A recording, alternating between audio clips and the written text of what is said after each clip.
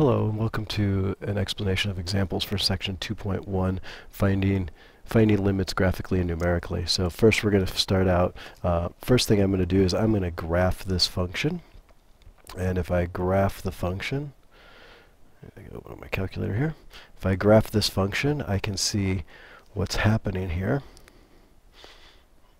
And my function is, so if I graph this function, I end up with x divided by the square root, in parentheses, square root of x plus 1 minus 1. And I graph it.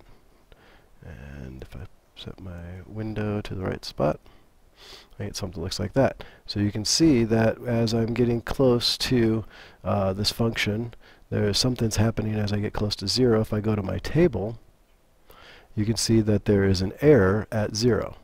Alright, so I got to find out what's going on there.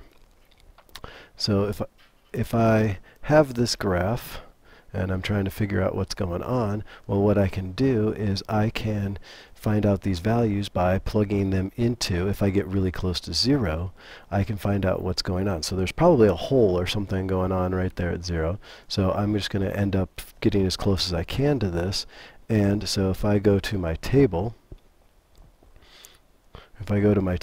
and see what's happening, if I go to my table set and plug in 0.01 as my starting value, and I want to count by 0.01, that would be what I've got over there. If I go to second table, you can see that I've got 005. Well, if I go to my table set and change it to 0.001 and have my counting number at 0.001, you can see that when I go to my table, I have 2.0005. So 3 zeros and a 5. And let's see what happens when we go to my table set and go one more. 0.0001, and I want to count by the same number. And when I go to my table, you can see that it's almost 2. So at this point I've got 2. Actually, I'll close this out. So I've got 2.0005 and 2.005 from our graphing calculator. And so let's see what happens. And this one actually isn't accurate enough for our calculator. That if I was the calculator accuracy is that this is there's 4 zeros and a 5. Okay, that's what the calculator should say. So then, if I go to the negative side and go table set negative 0.01 and negative 0.01 and go to my table, you can see I get 1.995. If I go to my table set and pick the next number,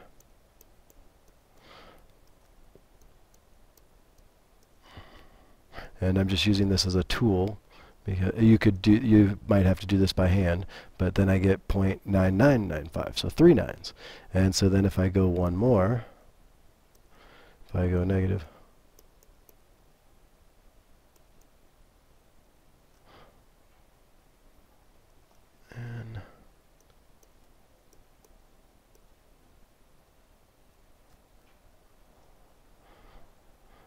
and I get something that looks like this. Then when I do my table, I get 4 nines. Okay. So I have this number that is 1.995, 1.9995, and then 1.9999. Well, at this case, and there's actually a 5 floating around here, you should be able to tell me what's happening as we approach 0. You can see that we're getting close to 2. So that's how we do it with the table. And you can see that by the graph that I pulled off later, that even though there's no point there, it doesn't matter. Our goal is what's happening as we approach from both sides. And if we're approaching the same value from both sides, the limit exists. And basically we're saying that even if there's no value there, that has no bearing on whether the limit exists or not.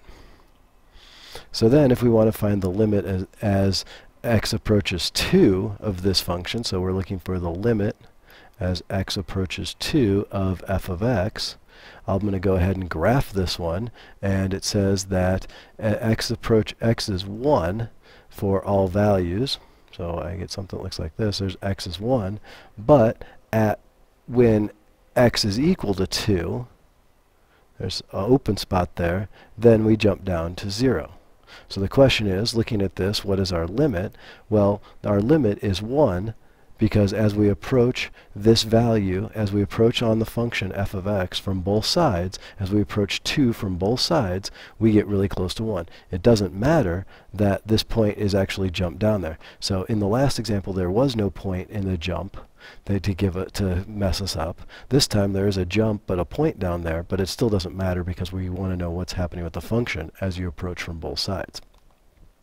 In the third example, we want to know what's happening with a graph that looks like this, and I'm going to shrink this graph down. Sorry that's so big.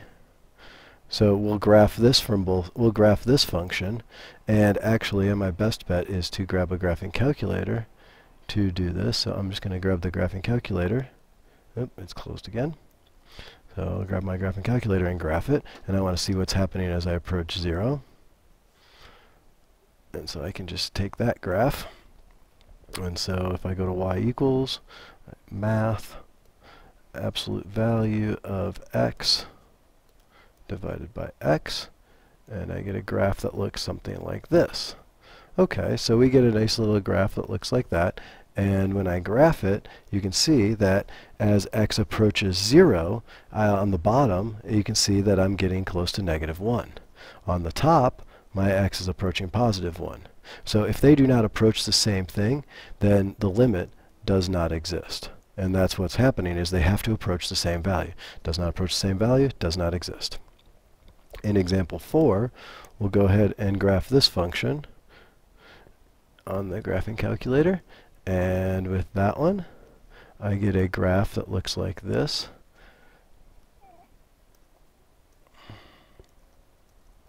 So when I graph it, I get a function that looks like that.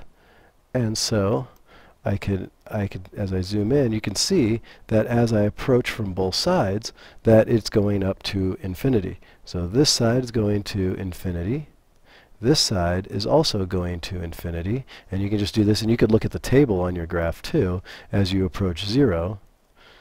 If I go to my table, you can see as I'm getting closer and closer to 0 on both sides, the number is really huge. In this case, it's like 168 or something like that, and it's way too big, so it just keeps getting bigger and bigger as we get closer to 0.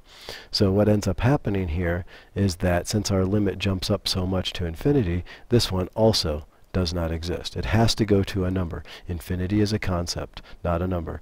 Think about this. As I always say with the concept of infinity, if you count the numbers from 1 to infinity, you get a number called infinity, or a concept called infinity. If I count by 2's and go up to infinity, is that group of numbers that I counted by 2's bigger or smaller than the group before?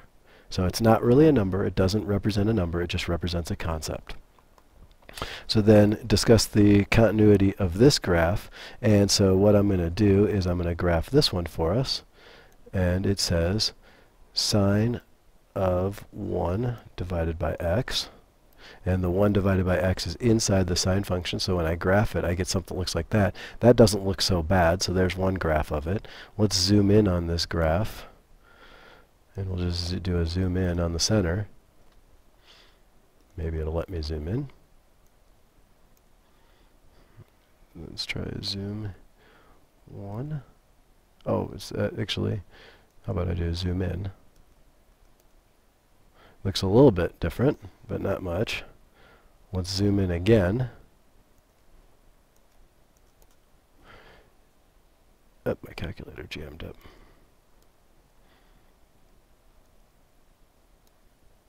So it looks like that. I could zoom in one more time. And what happens in this case is that again, you can just see as we keep zooming in more and more and more, as we zoom in, the thing just keeps jumping up and down, up and down. And if I was to set the window at 1, it would jump from 1 to -1. And so this limit does not exist.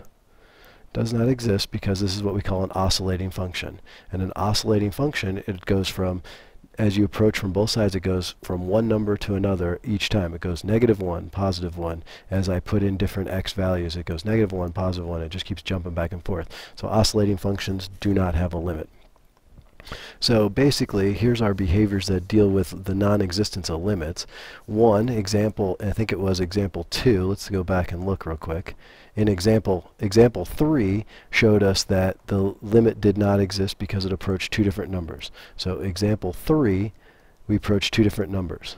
Example 4, it increases or decreases without bound. So that's the one where it went to infinity. And the graph could open up, both go to infinity, or they could both go to a -infinity, or one could go up and one could go down, and it would still does not exist because they're not approaching the same value. And then the other one is the oscillating function that just keeps going up and down, up and down, up and down to the same number, +1, -1, over and over again. Or it doesn't have to be that. It could be +5, -5. That's where the limit doesn't exist. So I hope this helps you understand the examples better. I will see you guys in class.